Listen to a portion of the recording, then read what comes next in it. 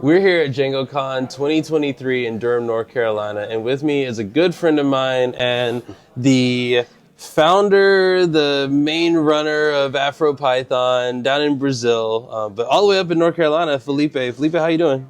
Yeah, I'm doing very well. Actually, I'm a co-founder because I have a partner at AfroPython that is Amanda, and she's my partner since the beginning, and Okay. that's it. Shout out to the co-founders, absolutely. Yes. 100% shout out to the co-founders.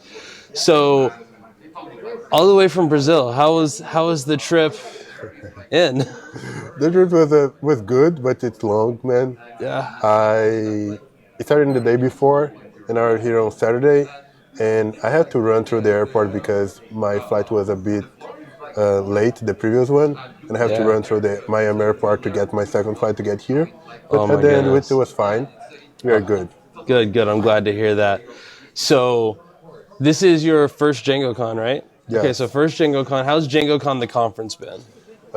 The conference is very good, especially the people in the conference.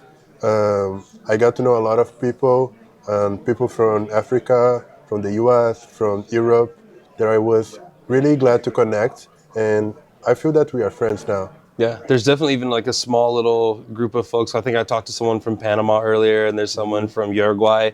Um, yeah, so it really feels like it definitely doesn't have that same like international vibe that maybe you get from like a PyCon US, but you get that like dialed down. And I think that's really cool to see like this world stage, this like a bunch of software engineers from all over the world coming to Durham, North Carolina, which I'm not gonna lie, most Americans don't think about Durham all that much. So it's really cool to see people's opinions kind of change and even start to develop around the city, which is it's a beautiful city. Yeah, Yeah, there is one point for me that a difference between PyCon and DjangoCon, yeah, that I feel that DjangoCon is more cozy and people are more warm, and you're able to get to know more people closely because PyCon is very big, so there is thousands of people, and here I feel that I'm closer to the people as well. awesome. So what brings you to DjangoCon? And I went to talk about a initiative that now it's a company in Brazil that I co-founded that you just said called AfroPython. That we call ourselves a education company for social good, Yeah. and we want to change people's life using teaching them how to program, and so they can get into the IT market that have good salaries and good pay wages, and we can lift people up in their social life. That's awesome. And I remember in the video, you kind of talked about the idea of seeing each other in the room. But like one of the things that we talked about was just how inclusive not just the conference felt, but like on stage, the representation was fantastic. And it was great to see people that looked like you on stage, people that looked like us on stage. And then also like, not to share all of our story, but like, we got to participate in Django Girls together with this. And, you had black women and even like children in the room that saw the future, like their future and the ability to see that. And like, how does it feel to be a part of that and like in that moment? It's a bit hard to believe because and when I was coming to into tech and started to program, I didn't have a lot of role models that was like me and or like you, Yeah. and be able to be that role model and to see other role models growing and being role model for other people, and it's amazing. And I hope that we can do it more and more.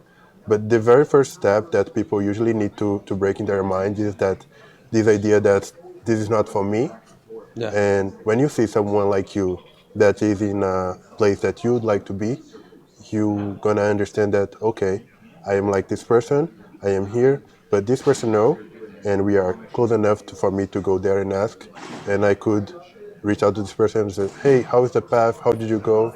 And I can build my own path as well to get there. Yeah.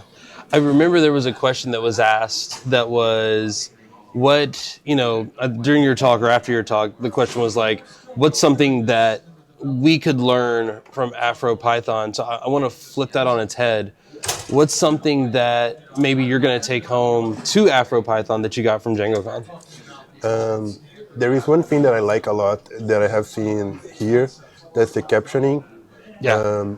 People that are kind of building up the subtitles live, and that's very useful, especially for people that are not speakers, like native speakers of English, and you can catch a word that you missed on the screen.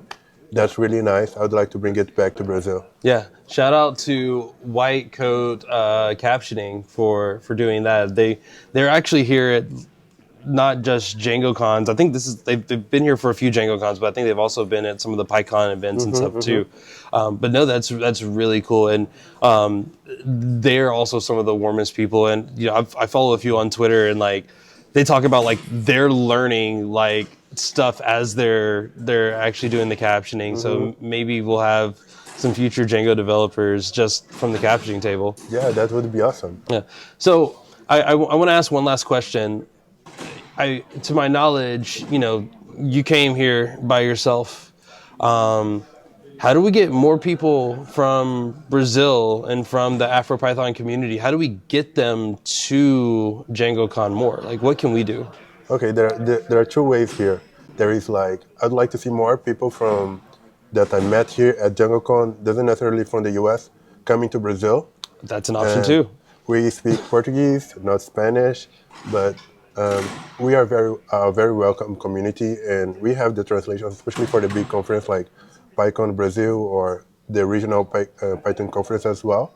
But coming back to your question, I believe that it's very expensive to come from Brazil to here. So grants are always good because it support people to come here and make people at least make these people share what they have seen here. For example, I have been tweeting a lot about how is the food, how's the place, how are the people, how are the talks. So even people that are not able to come, they can have understanding of how is the conference, what we do, how does it look like, and we can apply next time and get the grant and come here as well. Awesome.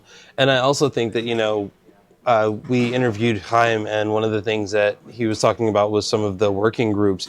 I would love to see maybe some structure around getting more DjangoCon events in Brazil too, so that, you know, it's great to have people travel, but the reality is, you know, sometimes it's not even just money, it's they have lives, and it's a lot easier if we can do events in Brazil, and it makes the travel a little bit easier, and it makes the conferences more supportive. Yeah. And for the Python conference in Brazil, we are the biggest in Latin America. So there is a lot of people that come to Brazil from Latin America to learn more about Python, but we don't have one for Django, and we could have one. Yeah. We could organize people and get these people that are already working with Python and Django a lot to organize a DjangoCon in Brazil or maybe in another Latin American country. I think that'd be super awesome. And if maybe you live in a Latin American country and you want a DjangoCon in your, you know, in your backyard too, I think that would be fantastic. But Felipe, Feli, as I call you, thank you so much. Thank you. Parabens on the talk as well. It was a fantastic talk, and yeah, I will probably chat with you later.